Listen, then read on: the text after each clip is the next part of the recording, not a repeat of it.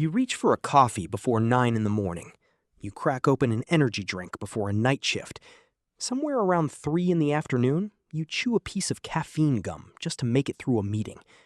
It feels like a distinctly modern habit, a symptom of an overworked, always-on world that never existed before. Energy drink cans and pre-workout tubs are marketed like they invented the idea of chewing or swallowing something to push through a hard day. But that instinct is not new at all.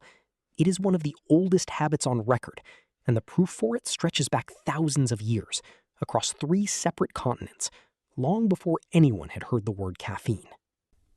Start in the Andes, where archaeologists have traced coca leaf chewing back roughly 8,000 years, to sites along the coast of what is now northern Peru. Farmers and miners working at extreme altitude chewed the leaves together with lime or ash, a combination that released the plant's active compounds and dulled hunger, fatigue, and the thin, oxygen-starved air of the highlands. The Inca did not treat this as a minor habit. They treated coca as sacred. Carved statues and painted pottery thousands of years old show figures with one cheek visibly bulging, the unmistakable mark of a chewer mid-shift. Coca leaves were traded across entire mountain ranges, offered to mountain gods before construction began, and even buried alongside the dead, meant to sustain a person's spirit into the next life. Across the Horn of Africa and the Arabian Peninsula, khat chewing has a documented history that predates coffee itself. Sufi mystics in Yemen and Ethiopia are recorded chewing khat leaves to stay alert through entire nights of prayer, using the plant the way a modern student might use a stimulant to pull an all-nighter.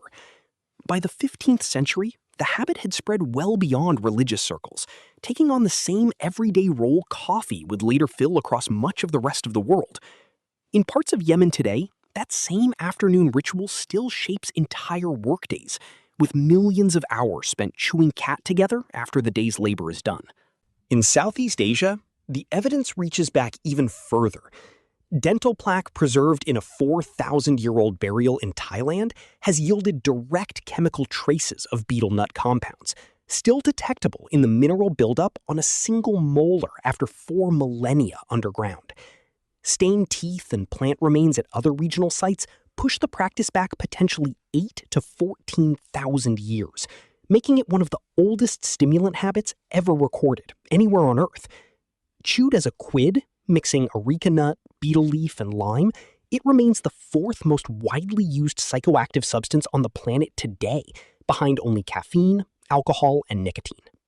So if the habit is this old and this widespread, why does chewing a stimulant still feel like a modern invention? Part of the answer is marketing. Energy drink and supplement branding sells stimulant use as something engineered for a uniquely fast-paced, overworked present, with no real precedent behind it. Part of the answer is older than any modern ad campaign.